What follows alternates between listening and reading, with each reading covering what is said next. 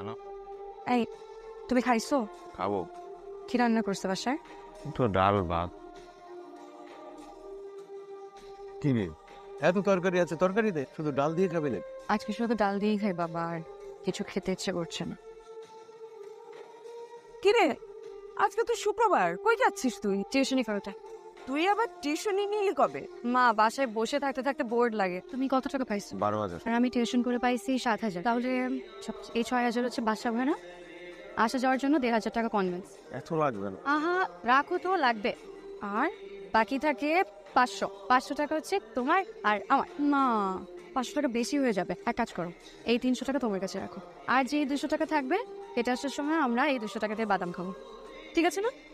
তুমি কেন এত কষ্ট করবা? তুমি কেন আমার জন্য এত স্যাক্রিফাইস করবে? আবার ওই একই কথা। শুধু সুখ ভাগাভাগির মধ্যে কি ভালোবাসা হয়? সুখ দুঃখ ভাগাভাগির নামই হচ্ছে ভালোবাসা। জুলির একটা বিয়ে আইছে, পাত্রের বয়স একটু বেশি, একটা বাচ্চাও আছে, কিন্তু পাত্রটা খুব ভালো। আমি ওই বুড়া পেটাটি বিয়ে করবো না। তো তোমার লিগে রাজপুত্র বই হয়েছে, পাও তো একটা লুলা, যে গাইছে হেডে বিয়ে করো। আম্মা, এটা আমার কি দোষ? আমার বাকি আমি নিজে নিজে লুলা করছি। আমার একটু চুপ করো না, আপারে কষ্ট দিয়ে কোনো কথা বলবা না। আমার হচ্ছে পড়লা কপাল, তোর বাপটা অসুস্থ হয়ে বিছনায় পড়লো, সাজানো সংসারটা তছনছ হয়ে গেল। আর আব্বা তো কাজ করছে কেন? কাশির ওষুধ খাওয়াও নাই? ওষুধ শেষ হয়ে গেছে। সরি ভাই, তোমাকে এখন আর বাকি দেওয়া সম্ভব না। তুমি আগে এই বাকি শোধ করো, তারপর আইসো।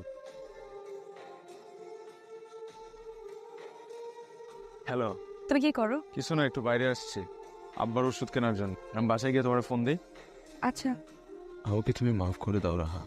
কত মিথ্যা বলি তোমাকে, সংসারের এত চাপ। তুমি আমাকে অনেক হেল্প করো, কিন্তু তা তো যথেষ্ট না। বাবার অসুখ, ওষুধ কিনতে পারতেছি না, সবটা তোমাকে বলতেও পারি না। আমি আর পারতেছি না রাহা।